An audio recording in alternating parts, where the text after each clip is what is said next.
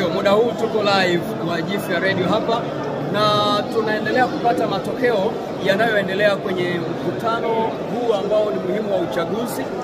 Lakini hapa kwa mara ya kwanza mpaka muda huu tumepata matokeo ya askofu mkuu wa kanisa la EAGT hapa Tanzania, ambaye kwa awamu nyingine amepewa miaka mingine mitatu au mingapi? Mitano. Miaka mingine mitano ya kuendelea kuliongoza kanisa la EAGT hapa Tanzania. Wakati huu tuko live wa Jifu ya Radio. Ninataka tupate maoni hapa ya watumishi wa Mungu ambao wameshiriki kwenye uchaguzi huu. Wanazungumziaje? Mtumishi wa Mungu, karibu uweze kusema pia majina yako na wewe unatokea wapi pia? Natokea Singida, ndio sehemu wanaita Siuyu.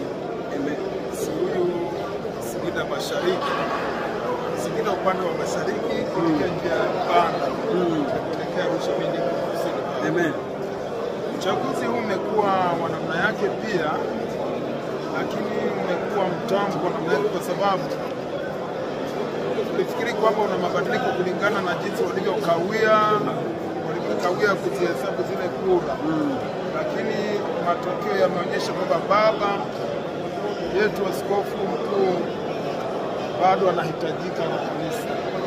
Kwa hiyo amepata kura kama 3,800. Ndio. Lakini wapinzani wake au wanaomfuatilia wamepata 100, mzee Mzarubi na mzee Livingstone Dennis, wengine wakiwa chini.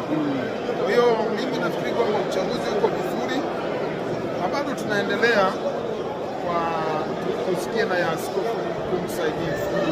Lakini kwa ujumla na mimi kwa maoni yangu naona kama bado wazee hao wanahitajika zaidi.